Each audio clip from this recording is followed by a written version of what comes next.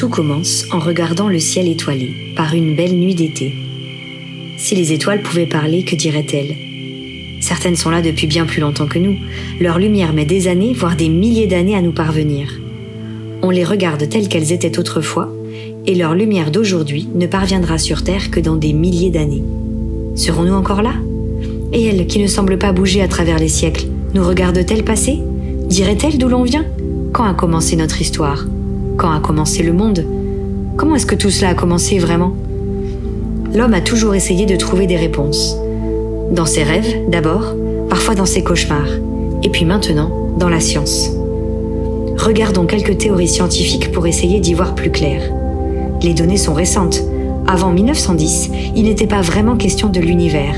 Les scientifiques parlaient d'une seule galaxie, la nôtre, la Voie lactée. Vous avez peut-être déjà vu cette trace laiteuse qui balaye le ciel, entourée d'étoiles et de nébuleuses.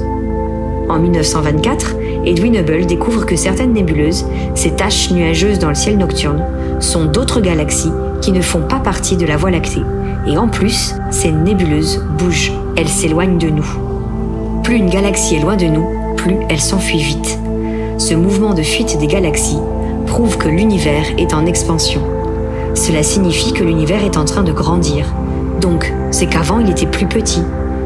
Et s'il était plus petit, il était quoi alors avant? En fait, il y a plus de 13 milliards d'années, tout ce qu'on connaît de l'univers aurait été contenu dans un point tout petit, très dense et très chaud.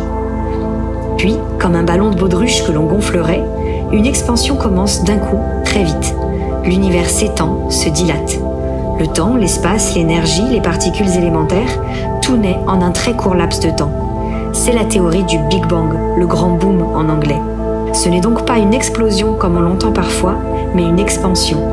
Tout s'écarte de tout, très loin, très vite. L'expansion n'a pas de centre, au contraire d'une explosion. Tout point est le centre, comme sur la surface d'un ballon. Chacun peut dire « Je suis le centre de l'univers !» Quand l'univers était petit et dense, les photons de la lumière ne se propageaient pas. La lumière était absorbée tout de suite. Tout était opaque. Au début, on n'aurait rien pu voir. Puis, la température et la densité chutent avec la croissance de l'univers. La matière commence à être plus ordonnée, les électrons s'assemblent au noyau pour former des atomes. La lumière n'est plus interceptée par la matière. Des millions d'années après, les premières étoiles naissent, puis les premières galaxies. Il s'agit d'une théorie. Les scientifiques n'ont pas encore assez de preuves. Certains scientifiques ont d'autres théories que le Big Bang, comme par exemple des univers parallèles aux nôtres, des univers dans des univers, ou encore un recommencement perpétuel. L'univers finira par se contracter avant de s'épandre à nouveau, créant ainsi un cycle d'univers où le nôtre ne serait ni le premier ni le dernier. Tant qu'une théorie n'est pas réfutée, elle est possible. On ne peut pas dire quelle idée est juste, même si les avancées scientifiques nous permettent toujours de nouvelles découvertes qui viennent confirmer des théories émises auparavant. C'était le cas lors de la première image directe d'un trou noir en 2019. Au départ, les trous noirs étaient une simple supposition de la relativité générale, et ce sont plusieurs découvertes successives qui ont confirmé l'existence et l'aspect réel de ces phénomènes.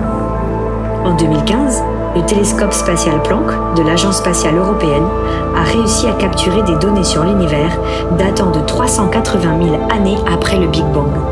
C'est le plus loin où l'on puisse voir l'univers quand il était tout jeune, au moment où la lumière s'est échappée de la matière.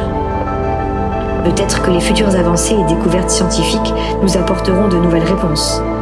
En attendant, continuons à regarder le ciel. Après tout, regarder les étoiles, c'est regarder dans le passé.